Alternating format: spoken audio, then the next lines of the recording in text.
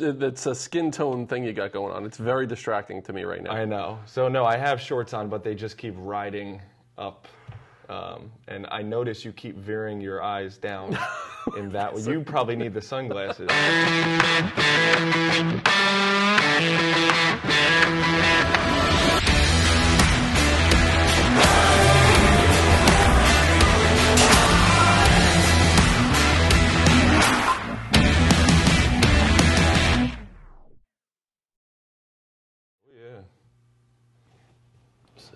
Taller than you. Yeah, I'll start with wide.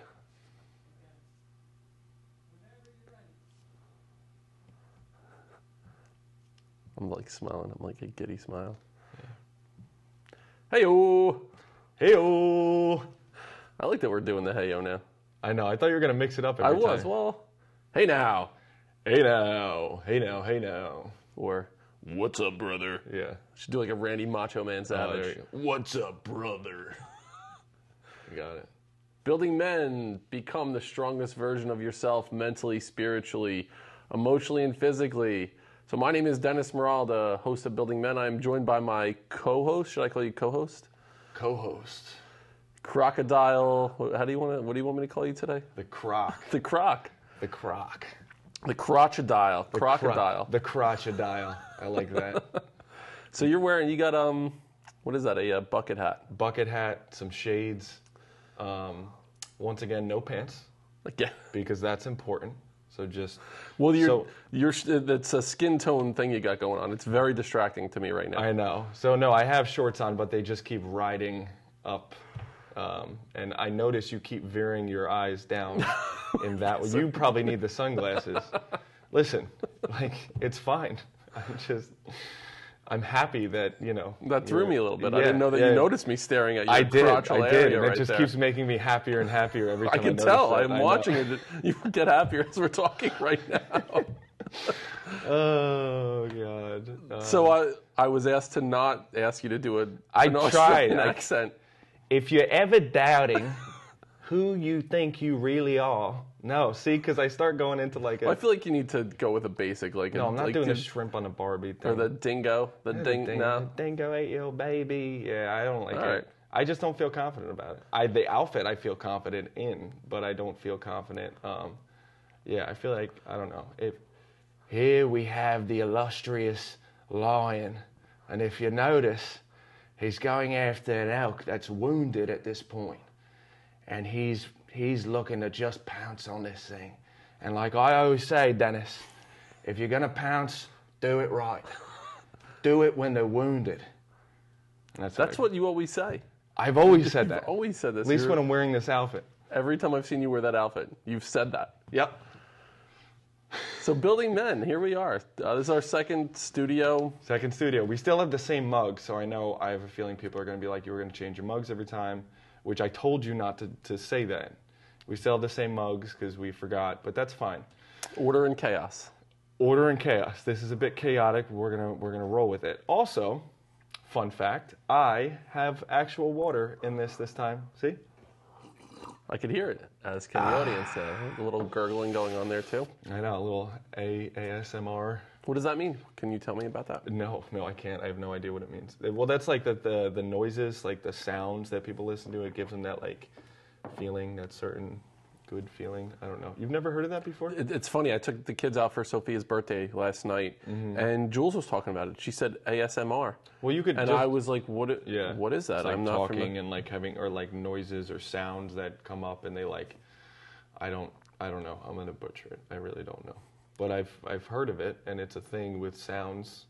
So maybe we'll have to look into that. Yeah, we definitely will. We can do the YouTubes. All right. Yeah. So we're in our second studio appearance here. This is we're getting better at it already. I mean, I can tell I feel more comfortable. Yeah. As do you. Definitely. Yeah. You're sitting up straighter, so he got scolded for slouching a little bit. Yeah, listen, I needed to. I know. We started off the episode and I was straight, yeah. And I slowly slumped down as we went along. Getting lower, and then we couldn't even see you. I like it because it makes me seem taller. I like that feeling of being better than you. All right, Crotch-a-dile. So, yeah. Today, what we're going to weave our way into talking about is identity. And in a couple different ways. I'll start off with just a little bit of a deep philosophical dive into my experience as a middle school principal. Going through schooling to become a teacher and then to become a school leader, we had to do a lot of research on theorists. We had to do a lot on, Freud and Piaget and Howard Gardner, like people that had really interesting theories around how students learn and how people learn and how people develop. Maslow, and so there's a guy named Erik Erikson, and he's a developmental psychologist. And basically, he has these ideas of how your personalities are developed. He has these theories of personality development, and there are these 8 stages of personality development. So what I was going to do is start with stage 5 with Erik Erikson. And the reason why I'm starting with stage 5 is it's where I spent my time. I spent my time as a middle school principal dealing with kids between the ages of 11 and 15, right? But also in this space in building men, this is where I'm seeing a lot of people get stuck. Yeah. This idea, this stage 5 of development as people are developing their personalities. And here's stage 5 of development, and I'll put in the show notes and in the link just the entire process of development and how people are developing their identity and their personality. And so stage 5 is fidelity, identity, and role confusion. And that typically happens during a person's adolescent years. So they say it happens between 12 and 18. That's that kind of order, that boxed in version of when he developed this theory, this is what he said. Yeah. And basically it's when people start questioning themselves. They question, who am I? Right. What am I about? Where is my space in society? Where do I fit in? What am I going to do with my life? They start kind of exploring their boundaries. And this is where, depending on the way that the parents are with the kids can really flourish and understand that they're able to go further than they thought they can go. They're able to test their boundaries in a deeper way. They're able to kind of explore where they're understanding what their capabilities are. Parents that lock a kid in and tamp them down and make them feel like, okay, I'm stuck in this situation. Kids get stuck in this spot where they're still, even in adulthood, trying to figure out who they are, where they fit in, what do they believe in, what is their part in society. Because the parents decided what all of that was and didn't give them the freedom to kind of do as they please. It's like, have you read the book Grit by Angela Duckworth? Yes, Grit is a great book. And so she talks about this, right? She talks about who was the quarterback that she talks about. It was because she talks about 2 different parenting styles, right? And one gave them the freedom to do whatever the hell they wanted to do. They can go about I want to say it was Todd Marinovich, who was a quarterback for the Raiders in the 90s. Is that who I thought it was Montana. I thought it was talking Joe about Montana? Yeah, I thought she was talking about Joe Montana. It was someone more like that everyone would know. But she talks about how he had a very rigid, structured upbringing where it was basically everything was decided. You had to do this, this, this, this, and this. And, he had a great upbringing, like he had a great life and he loved his family, but then you have someone else, and I forget who this person was, but it was the complete polar opposite of that, where they just let him do whatever they want. They had the freedom to kind of do as they pleased and run around and figure it out for themselves. They both turned out okay, and she was trying to figure out why that was the case. You could have someone completely on opposite ends and why that ended up working for them in that sense. And, maybe it was because the love was there and they still gave them freedoms in certain areas of their life and structure in others. I'm not saying one is better than the other, but when you are, again, overbalanced on one thing versus the other, then I think that's going to cause resistance when you do that. Giving kids too much freedom, they don't know what the hell they're doing. Right. They got to learn from somebody versus telling them exactly what their life should be. They're going to push back when you do that. And when kids are going through this identity development and they're trying to figure out who they are, if they're pushed to conform in a specific way, think about Dead Poet Society, which is one of my favorite movies of all time. In Dead Poet Society, there's this kid, Neil, who his father is, it's actually Red from That 70s Show is the dad. Yeah. I forget the actor's name, but he is a militant father, and he's pushing his son to, you need to do this, go to this school to be a doctor, and this is how it's going to work. And Neil is like, I want to act. I want to, I'm more creative in nature. But the father was like putting him in this box, like, you have to do this because I'm saying. And Neil wasn't able to develop this other side of himself. He winds up committing suicide. It's a tragic part in the movie. Yeah. And you're realizing that he's going through this identity crisis because he was made to conform in a certain way. Right. The last episode that we did, we talked about that balance between order and chaos. So I want to use that as a segue into this topic of identity.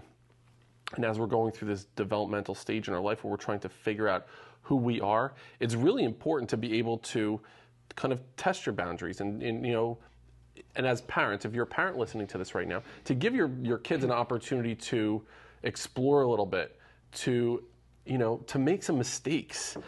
I remember growing up, I felt really anxious to disappoint. It was a big part of who I was I didn't want to disappoint people. Yeah. I was a people pleaser for a long part of my life, and a lot of it was trying to figure out my identity. I felt like I needed to be a certain way, because that's what mom and dad expected me to do. I was an older sibling to you, to Tara, to Megan, so I felt like there was also this level of, like I needed to be a certain way, almost like a parent role in a way for... Like you had the pressure of being a parent and being that person who you not only needed to juggle all the things you had going on in your life as a teenager, but also looking after us and being a good role model, and setting the example. You were setting the stage, paving the path for us and showing us what to do. So you felt like you needed to make sure that you performed at all costs. And that's so much to take on. Yeah. And with this, so that's Erik Erikson, this idea of the stage of development, this idea of fidelity, identity, and role confusion. So I want to use that as a backdrop. I'm going to bring in another theorist right now. His name is Henry Teifel. He has a thing called social identity theory. And basically in his theory, there are these three stages when you're thinking about, so the first part was how you identify with yourself, the internal identity that you're creating. There's a second part of identity too. It's this identity of how you fit into society and this mold of where you think things should be in society. So the first part of this social identity development or social identity theory is categorization. That's a tough word to say, believe it. Categorization, yeah. Categorization. Like individualism. You got it. You nailed it. I got it. So basically, it's as we're developing, we're growing up. First, we try to put things into categories. We try to put things into things that make sense in our brain. So you dump out the Legos on the table, and it's like, okay, let me put all the yellow Legos here, all the red Legos there. I'm going to put all the people here, and that makes sense. Okay, I'm going to put these things into categories. And as you get older and you start to say, well, maybe I'm going to categorize them in a little bit of a different way. Maybe the Legos that have the 2 blocks are going to go here. And it doesn't matter what color they are, but these kind of fit into this thing together. So as you're growing, you start to develop, okay, I understand that things fit into categories, right? So that's this first part is as we're developing like our social identity is things start to fit into categories. Then we start to identify, okay, where do I fit into this? What group do I fit into? So you start to put things into categories. So it's like, okay, black and white, male and female, tall and short, high socioeconomic versus low socioeconomic, white collar, blue collar. So as you develop and you grow and you're starting to challenge these things in society, you start putting yourself into these different categories. That's the next stage. And then the final thing is social comparison. Is the box that I put myself into based on these categories where I want to be? Do I want to be in this box? Do I believe in what this box is that I just put myself into? And that's where you start to challenge all that shit that goes on there. And this is like later, so this is going off of different like spots in your life, you're saying? Like you start out with this, then you go in this, you figure out that there's categories, then you figure out which one that you belong into, and then you figure out if you even want to be in that one. So that's like you challenging it and the resistance to it, and if you feel like it's right, and that. So the first two are almost unavoidable in the sense is that how our mind kind of works and builds and grows as we go through it. It's very interesting. Interesting, right? Yeah. So now with both of those things happening at the same time, so there's the internal identity that we're trying to create. Yeah. We're trying to figure out who we are, our spot in the world, what do we believe in, where do we fit in. Are we tamped down as we're going through that, or are we able to figure it out? Are we able to explore and learn about it? And at the same time, we're trying to figure ourselves out. We're also trying to figure out societal, where do we fit in? What are the categories? What does each category believe in? And where, what is each one about? And then where am I as a part of that or not a part of it? Yeah. And then it starts, okay, so say if I should fit into this specific category. I'm at the time, a husband, a father, I'm a principal, I live at this spot, I drive this car, and what if, as you put yourself into that box, it doesn't make sense to you anymore? Yeah. It's not who you are anymore. I don't believe that I should be married to this person anymore. I don't believe that I should be a principal anymore because it's not something that it's part of who I am anymore. Yeah. So now it's challenging when you feel like you should be in this box for your whole life that you're putting yourself in, and now it doesn't work.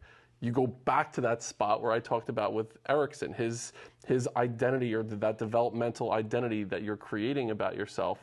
Now you're back to that spot again, that adolescent spot. Okay, who am I? Where do I fit in? If I don't fit into this box, now what? So now you got to backstep and figure out where that spot's going to be. And it's so interesting because who comes up with these identities? Who comes up with these? It's so many influences from outside powers, and some that we don't have any control over. So like we don't know what group, like society just kind of tells us what the right and wrong thing to do or what group you're in. And sometimes you're just put into these groups. And some people truly believe that that's the end all be all. This is the group that I'm in. This is what I was meant to do by their parents or by school or by, some other figure or someone else or what the TV says. And it's such a shame because some people never look inward and figure out what they actually want or what their identity is. Because identity is like, it's so much more than just that. Just your job. Yes. Your, who you're with, the people you surround yourself with, the cars, the whatever materialistic items that you have. It's so much more than that. That's not what identity is. And that's the $1 million question. It's like, what is identity? How do you identify yourself? Because if something's expendable, then now what? And then your identity is lost. You lose that marriage, right? If you identified by that, now you're what? You're nothing. You're worthless because that was your identity. Yes. Like that. That's a sad world to live in.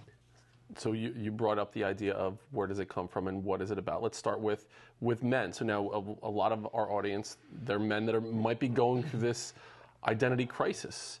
A lot of the people that we talk to, that we work with, they're at that spot now where they see themselves in this social comparison spot. Maybe I don't believe that I belong in this spot where I am right now, or I want to strive for something better, for something different, and they're questioning, okay, what am I here for? What is it about? Is this really what I want to do? What happens, I believe, with a lot of men is that we identify ourselves first and foremost by our profession. I did that for such a long time. There was this level of, I had a specific job that I felt carried a level of, I don't know, prestige to it, being a principal. And people would say, tell me about yourself. And my first thing would be, I'm a principal. I'm a middle school principal. Because I felt like, oh, this shows who I am. Then your identity, is based on a relationship that you have. And then maybe you base your identity as well on status things. It could be materialistic type things. The car that you drive, the house that you live in, where you're going on vacation, I don't know, what you're wearing, your bucket hat and sunglasses. Right. It's very important. But your identity is changing every single time we're together. You've done a lot of different outfits and get-ups that it's not a static thing for you. No, and that's what's beautiful about it. I have no idea what the hell my identity is. No one knows. Nobody. We're still figuring it out together. So what do you think about that idea? Men especially will identify themselves initially with their profession.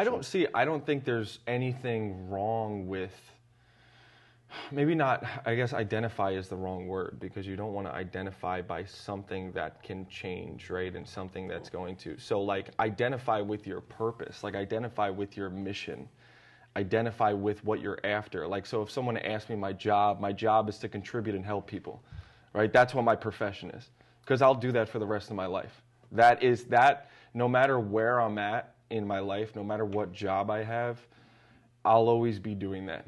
I could be a cashier somewhere, and my job is to make sure that everyone gets checked out, and then I can, everything runs smoothly. And that's me helping. I'm contributing to society, and that's my purpose, and I identify by that. And it's like, we look at if our identity is it'll always come back to that, right? If your sole goal with your profession is to retire, how many margaritas can you drink before you want to go back and do something? And that's why the purpose of the whole thing, and figuring out what are you meant here to, what are you on this planet for? What do you believe that is? And the way I could look at it is if money wasn't an object, if money didn't matter at all, what would you do? What would you do with your life if you were financially stable, you had everything that you needed? What would you do? And then you look at if you couldn't fail, what would you do? Where would you go in life? If there was no chance of failure, what would you do? And I feel like the more people that ask themselves that question, the better you'll be, and the more you'll understand about yourself. You learn a lot about you and who you are at your core when you could answer those confidently. And I guarantee you not many people can answer those. And it's a scary realization, or it's something that maybe is completely opposite of what you're doing. And I think you need to start stepping back a little bit, because that's such an important part. Or even if you have your job, doing something on the side that's a hobby that goes towards your purpose in life, that maybe isn't as lucrative right now. You asked the question, if money was not an object, what would you be doing? And if there was no chance of failing, what would you be doing? And it made me, it was a moment that I had to reflect. I would be here right now. I'd be fucking doing this, brother. Let's go. All right. I'm exactly where I want to be. This is where exactly, I need to take a drink of it. I just picked it up. I have to. Oh, okay. Wet my whistle. Mm-hmm. I would be right here right now. If money was not an object, if there was no opportunity for failure, I'd be sitting here right now talking with you for the Building Men podcast. And it's such a great point that you just made, and I don't want to gloss over the fact that you said there is a part where people will ask you what your job is, what is your career. But there's a difference when if I were to say, if someone would say, what do you do? I help people. I want to help people become the best versions of themselves. I want to help someone else breathe easier because I was here on this planet. Mm-hmm. Not I was a principal. I was a school leader. I was here to help other people become better, to do whatever I could do to help another human being in whatever capacity I could. So if that's part of your identity, you lose your job and you're not making the same amount of money, you can still be that. You can still be that person. It doesn't have to be tied to a career. Yeah. So I think that's a big part of it is, how do we identify ourselves? Is it based on the paycheck that we're getting, or what we are actually about, what we're doing? So that's one big part of it. The second thing is, I think as we go through high school, and then maybe we go to college, or we start our careers, and then get into relationships, I think part of our identity gets lost during that process. And I will speak from my own experience. I feel like I lost a lot of my identity during the time that I was married. You hear the saying all the time, happy wife, happy life. Happy wife, happy life. I've heard that so many times. Mm-hmm. And I wholeheartedly disagree with that statement. It's basically saying that your identity is based on, and your ability to find happiness in life is based on your perception of your significant other's happiness. Mm-hmm.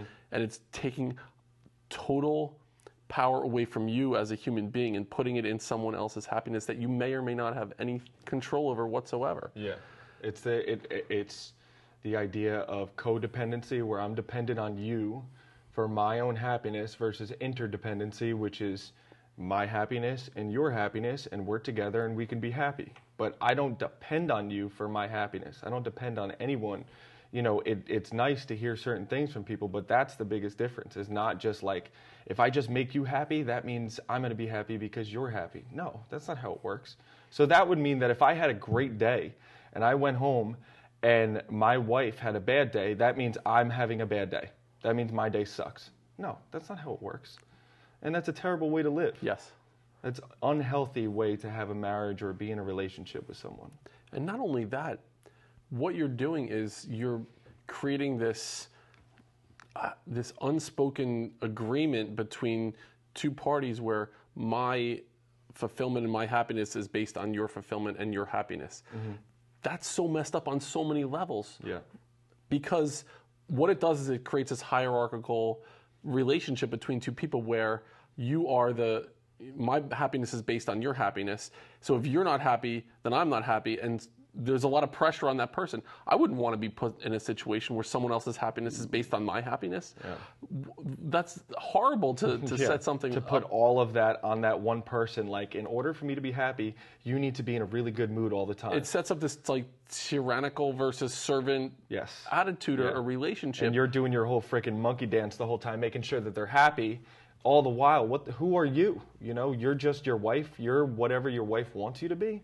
Or whoever yes, you're with. Yeah, exactly. Whatever, your partner, it doesn't make a difference. But just like whoever that person is in your life, you're solely after them being happy, and that means you're happy. And then that leads you to, you lose that person, now you'll never have joy in your life again. Then you're in this chaotic spot that you need to rebuild. And a lot of times people set themselves up for that over chaotic space, you know, because they just put all of their chips in one, or they put all their eggs in one basket, and then they just set themselves up for failure after. Because how are you supposed to come back with that when everything is dependent on one other person that you can't control? You can't control anybody. You can only control yourself, right? It's amazing way to look at it, and I think a lot of people get caught in that vortex of that. And if that's what it's about, and your relationship is based on someone else's happiness, and then that relationship is not there anymore, you just mentioned how you find yourself in this spot. Where am I? Who am I? How did I get into this spot? And then it takes a whole lot to get back out of it. The other thing is you don't want to have that someone else have that total power and control over you and what your identity is.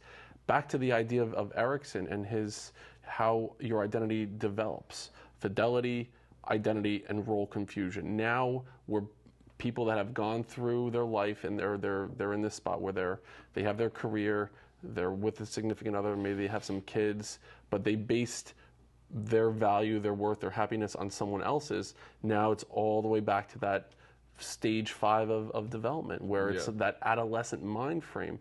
And I've seen so many people are stuck in that adolescent mind frame right now. Maybe they're not even in a relationship. Maybe they're just, people in their late 20s, early 30s living at home, not understanding what their role is in society. Yeah.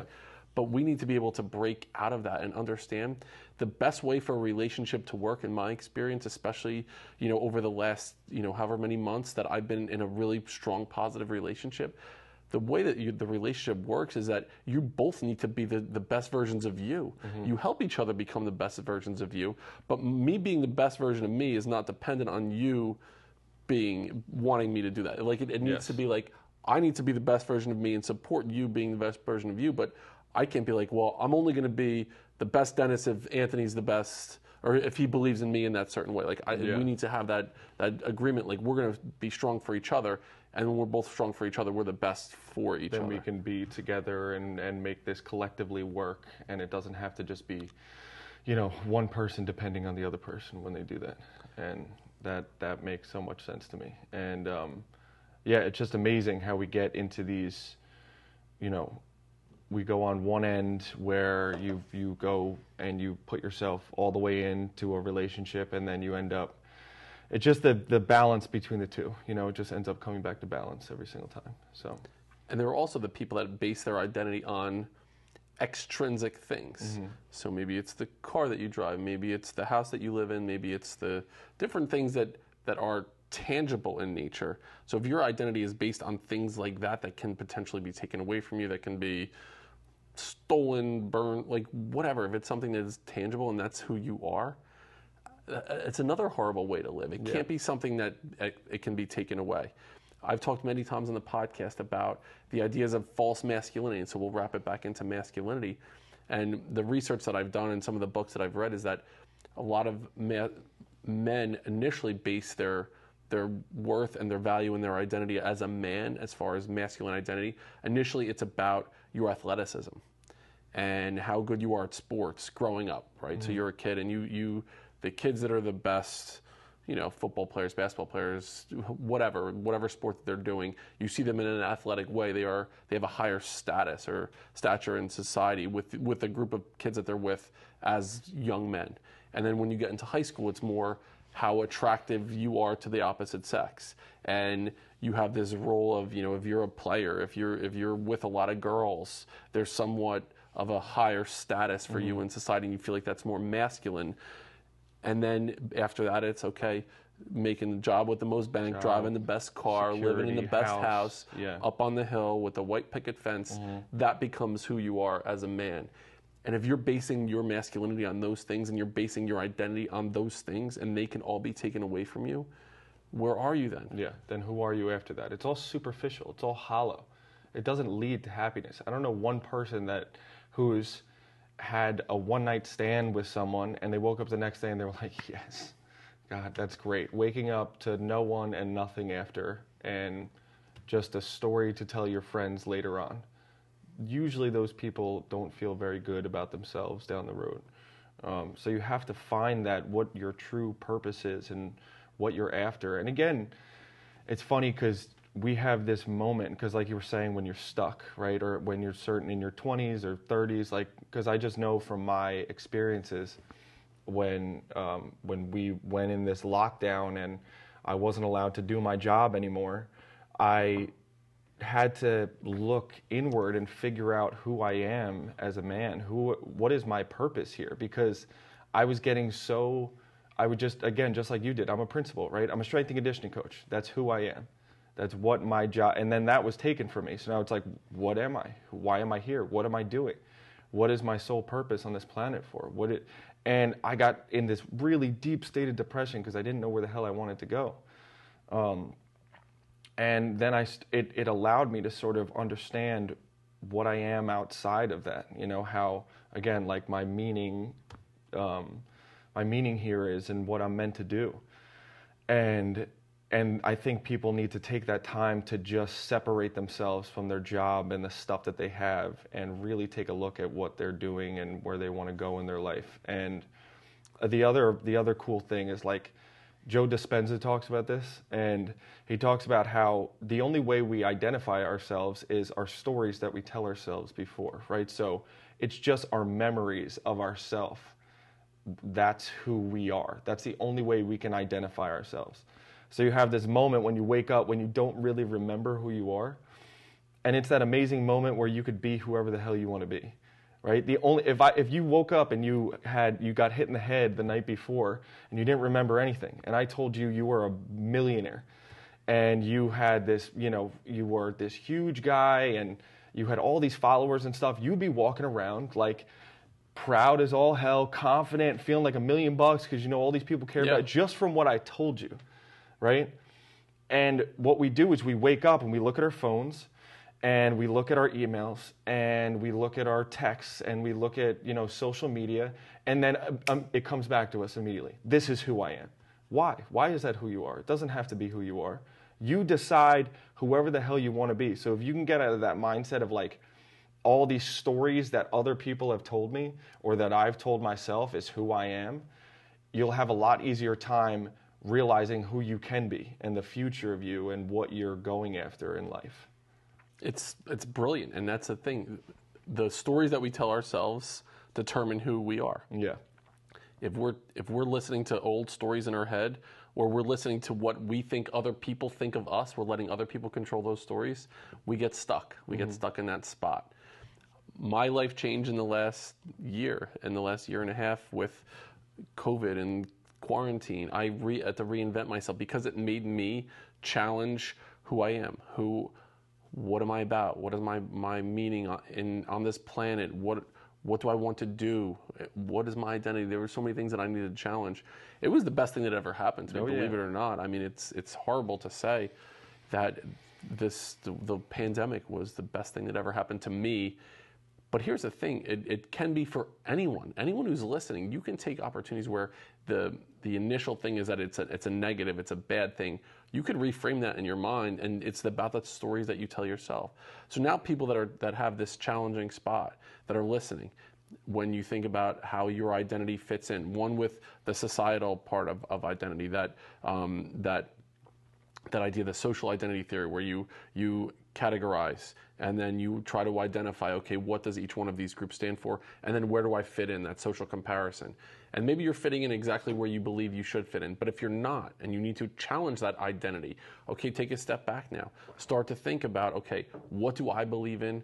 How does that fit in with where I am, what I'm doing in my life? And if it doesn't jive, what are you going to do about it? So how do you make those steps to move forward from that? And I believe you need to take like a real deep look inside, do a personal inventory on what is it about? If it's not about your job, if it's not about your relationship, how do you want to be remembered? Yeah. If you were to write your obituary starting right now and then live out your life however you would, what would you say about yourself? What were you able to accomplish? What did you do to help other people? What goals did you set for yourself that you were able to accomplish? What's going to be perpetuated from your existence on this planet? Do that hard work. Look inside and figure out what are you about, and then what are you going to be remembered for moving forward. And it's not too late. I started this journey when I was 43 years old, right? And I did a 180 and where I was going and what I was about.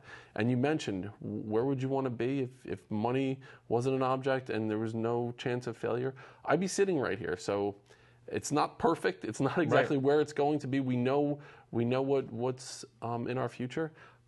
But I was able to shift my identity because it wasn't based on my job, it wasn't based on a relationship, and it wasn't based on anything material. It was based on things that I needed to discover for myself. Yeah.